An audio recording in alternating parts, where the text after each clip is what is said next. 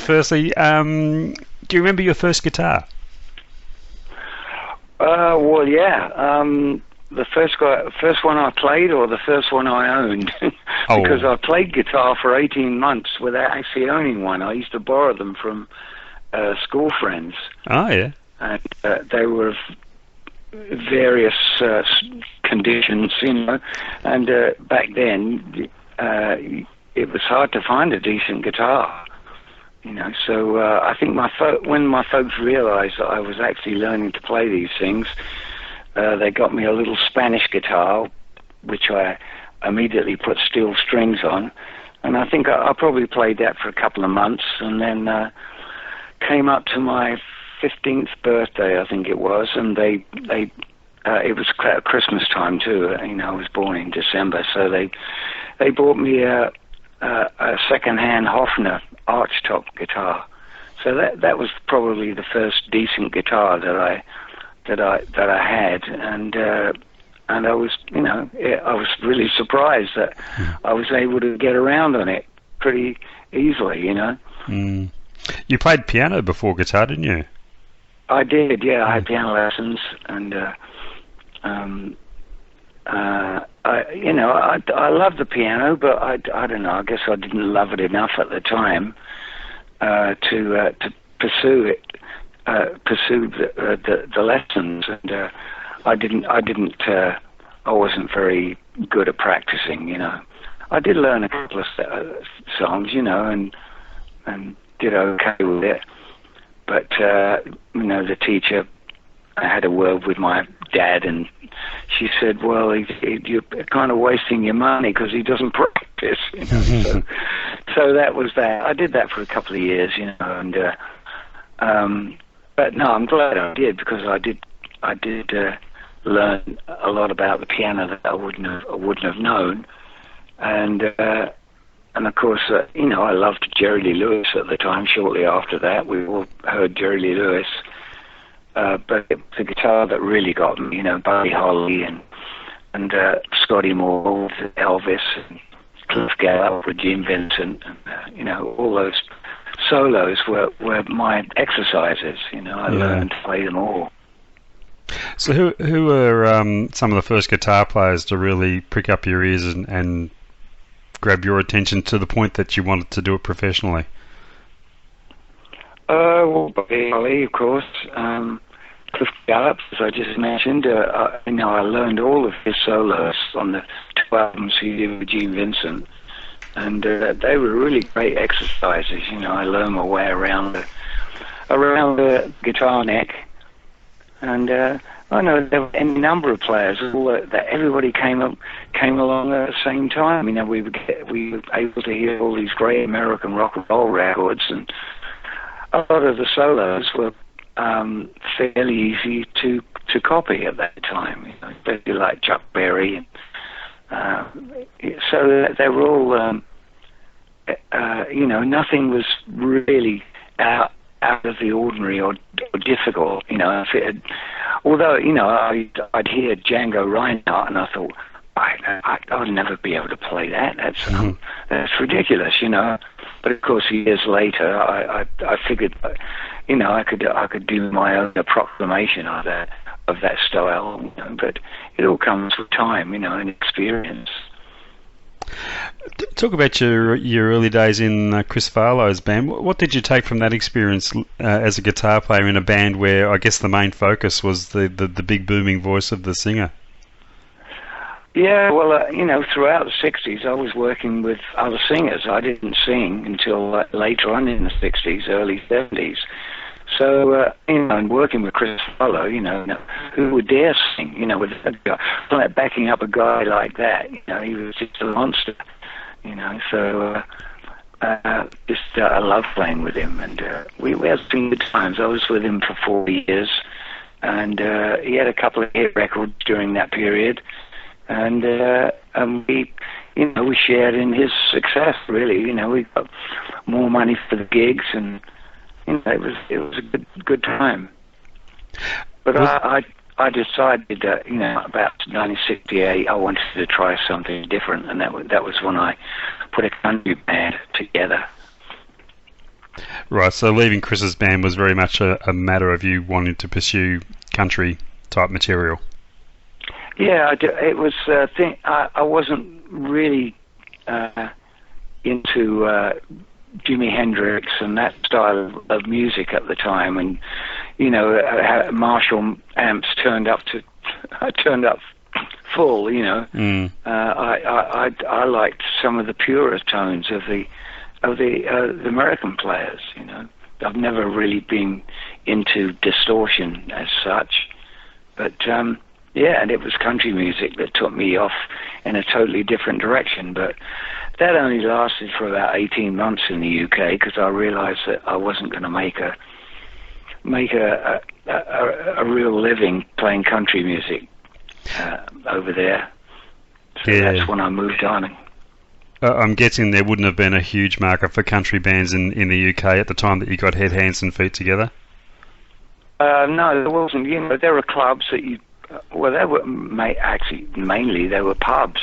You'd play a circuit of pubs, and you'd end up with maybe £5 each a gig, or maybe a bit more if it's but no big paying gigs at all. So I started to look for other things, and then I did a little stints with Sandy Denny and a guy called oh gosh, I can't remember his name now. But I played with a guy who was making a record, and I was like his guitar player for a few weeks. But in the meantime, my friends who put together Heads, Hands and Feet had called me up and said, well, we're going to really give it a try, and we're going to do some showcases and try and get a good record deal, and we'll be part of a band rather than me being a backup for a singer. I was actually a full band member, so that was that was a step forward, and that was we got a great record deal with Capitol Records in the States, and that was what took us to Los Angeles for the first time. And of course, your first album with that band was a double album, which is a pretty ambitious thing to do. So you're an ambitious band?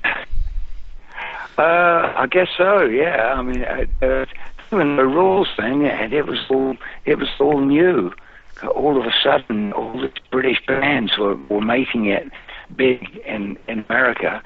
First of all, there was the British invasion. With the Beatles and Jerry and the Pacemakers, bands like that. But then later in the 60s, the bands got a lot more ambitious, and the music changed drastically.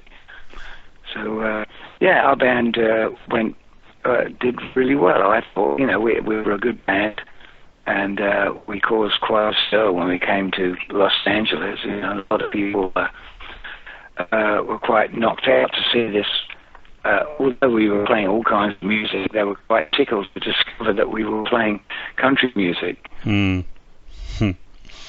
Talk about some of the people you've worked with through the year. You toured with Joe Cocker for a while during a pretty rough period in his life and career. What are your memories of life on the road with Joe Cocker in those days? Oh yeah, he was a lovely guy, but he was a bit of a wild man. We have to keep people away from him every day because he would swallow whatever anybody gave him, without asking. So, in order to do a show, we had to keep him straight and sober, relatively sober, But they were good times, and he was a generous guy, and we came to Australia, of course. Yep. And that was good fun. And I mean, he'd already been there and made quite a mark, and I think he was arrested and sent home one time, So the tour that I did was like his first tour after that. So we, wherever we went, there were cameras following us everywhere, and so waiting for him to fall over. Yeah. But, we managed to get through the shows, and it was a good experience. You've got to play with many of your musical heroes, I guess artists that you would have followed way back in your early days. The Crickets and the Everly Brothers quickly come to mind. What did the experience of working with people like that do for your growth and confidence as a musician to receive that type of validation from people you idolised? Oh, I just felt so cool playing with the Crickets. They were great guys, and I always loved their music, even after the Buddy Holly period.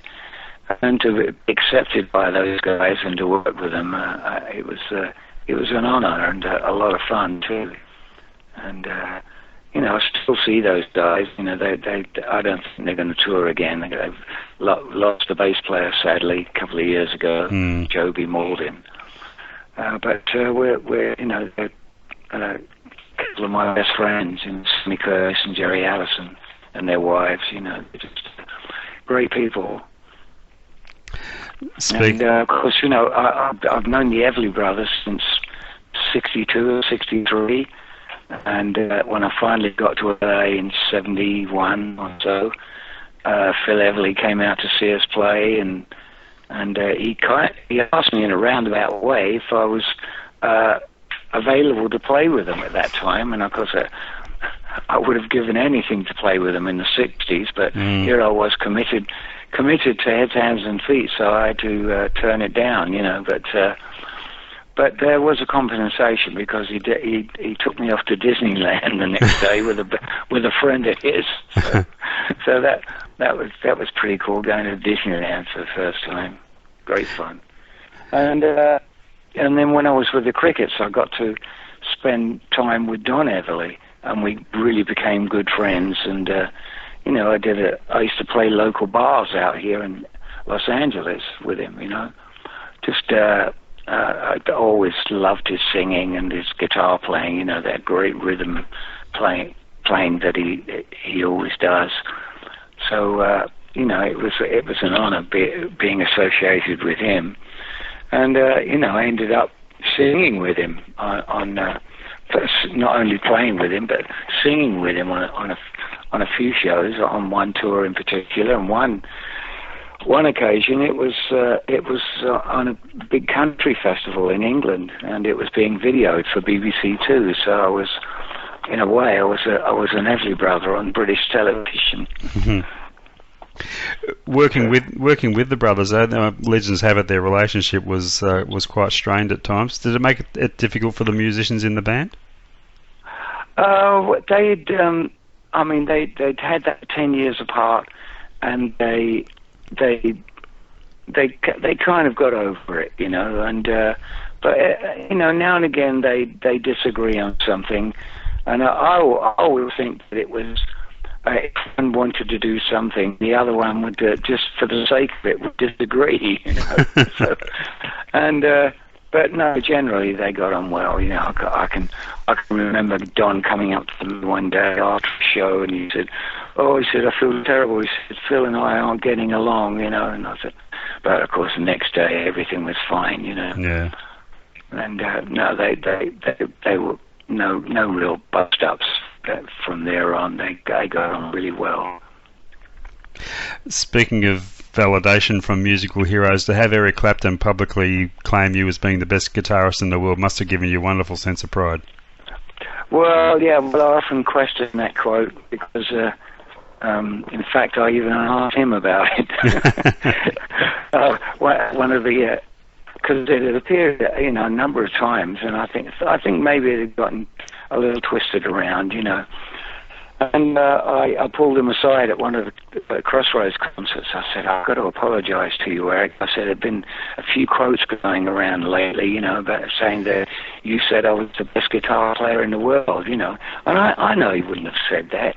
I know he likes me and likes my playing, but we all know that there are no best guitar players. They're so many great guitar players who play different styles. And how can you agree on one player?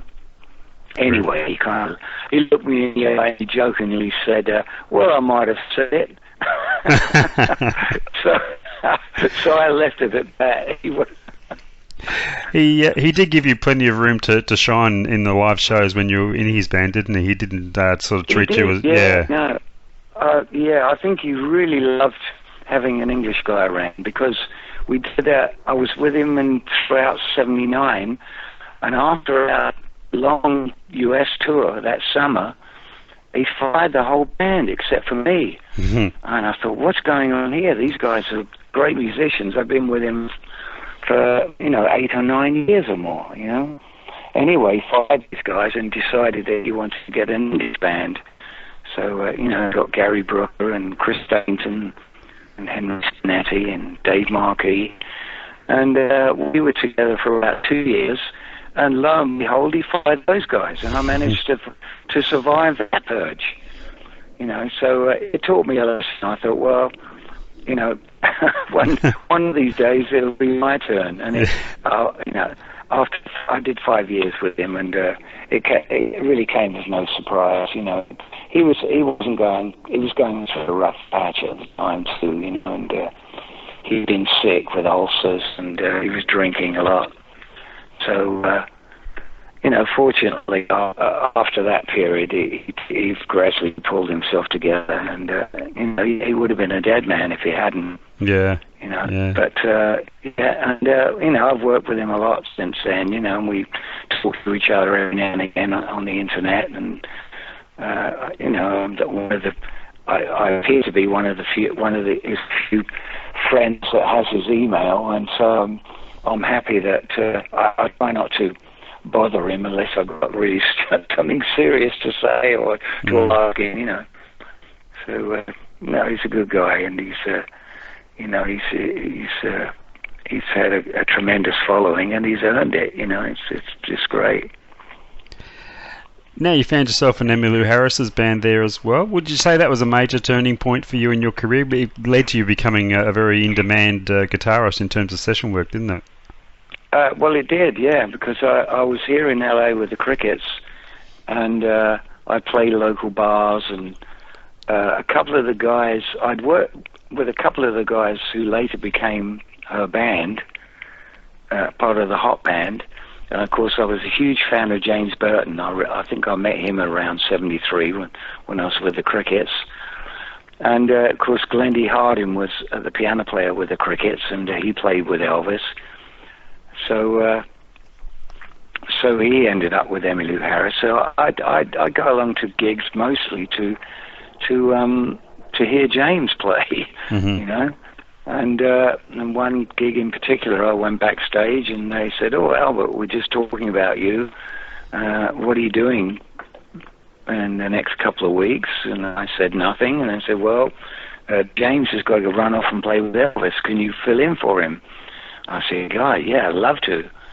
So I was supposed to maybe have a rehearsal or two and maybe, sit in on a gig or two. But I think it was just a matter of like 2 days later, I got a call from Glendy Hardin.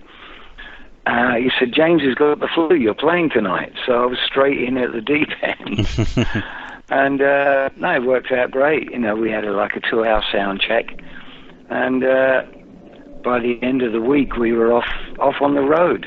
And I just moved out of Joe Cocker's house. He'd sold his house on the beach in Malibu, and I was going to have to look for somewhere to stay. And my girlfriend at the time, she found an ad in the local Malibu paper for an apartment. We went and looked at it, and it was perfect, and it wasn't outrageously expensive. So off I went on the road with Emmylou, and she moved all the furniture in, and I thought, well, that's it now. I'm living in America playing with a band that I really love, So that was quite a turning point. Of course, taking the role of James Burton, big shoes to fill. Did you feel a real pressure on you there to live up to?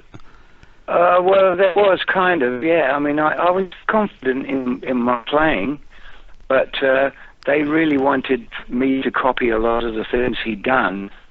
But after a few weeks, they realized that I was able just do what I wanted, stay within the parameters of what people recognised as the song, but I could make it my own.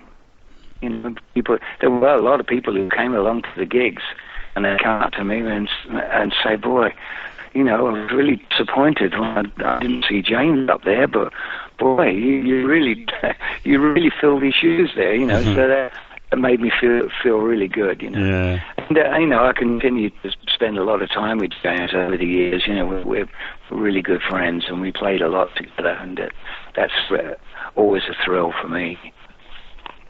Apart from the obvious ones and the people we've spoken of so far, what are some of the other sessions that you've worked on through the years that you're most proud of? Well, certain things open up doors for me, like the guys who were around Emmylou. A lot of them were writing songs, and a couple of the guys wrote a song called "Sweet Little Lisa," and they had me play on the demo, and they said, "Well, can you get this to Dave Edmonds?" I said, "Yeah, well, I'll have a go." I got it to him, and Dave heard it and loved it.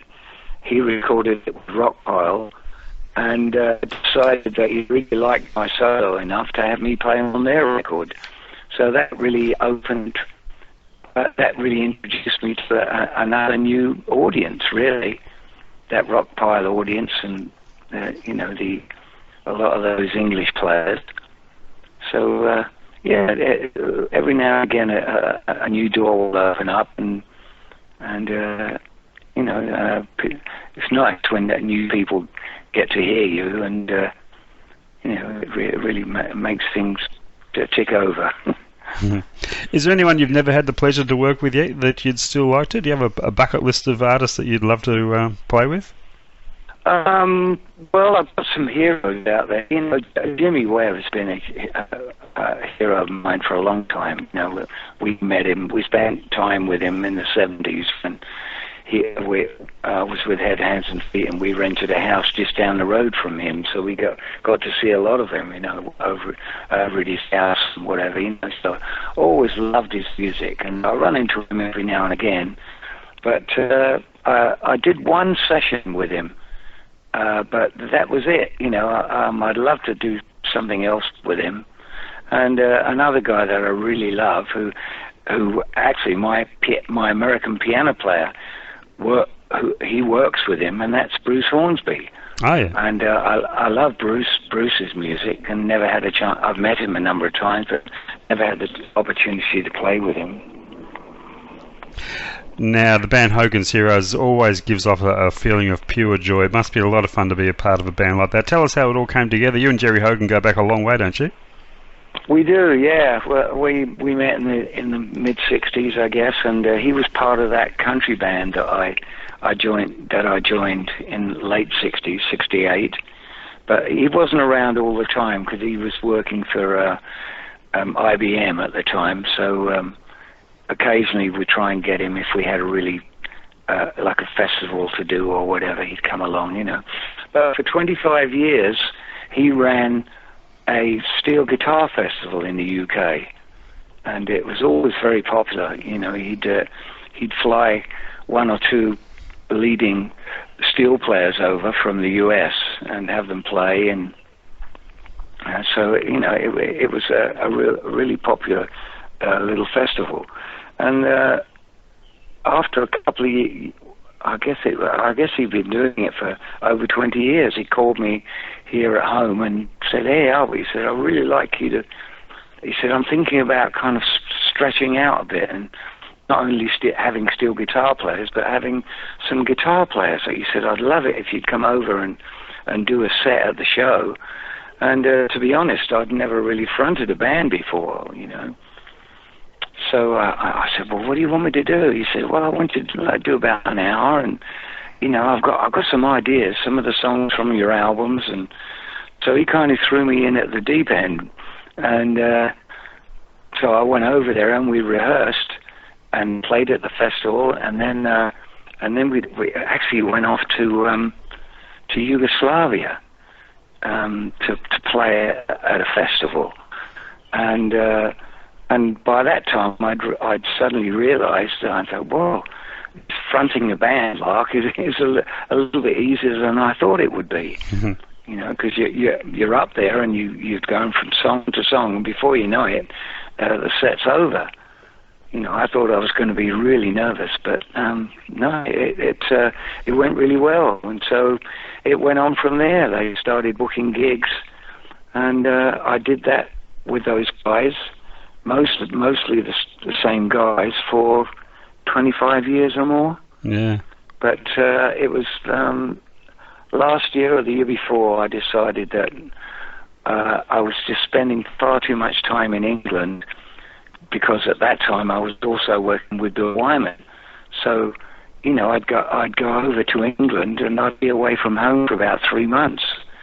And I thought, I can't carry on doing this. I've been living in America for nearly 40 years. It's about time I put a band together. So that's what I did. I now have a US band, and we've been together 4 years or so now. And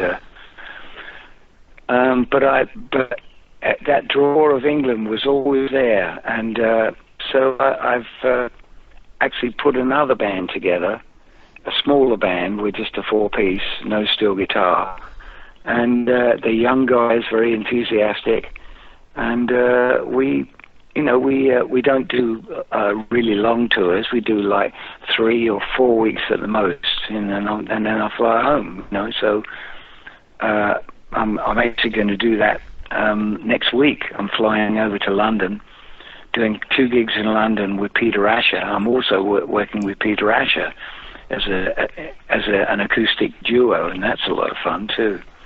So I'm kind of stretching out there. It's been really good. And with your upcoming Australian shows, are you bringing a band out with you, or playing with? You've got a local band here. Well, I've worked with Australian bands before, and it worked out pretty good.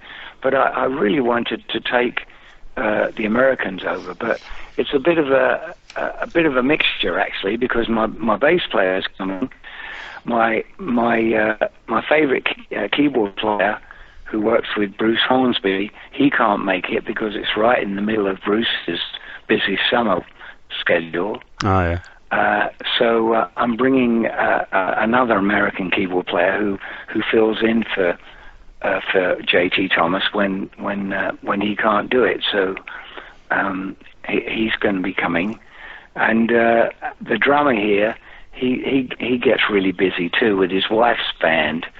So he didn't want to be away for 3 months, 3 weeks rather, in Australia. So I'm actually flying out my young British drummer that I've been working with, who's really good. You know, he's a great drummer and he's a really good singer too.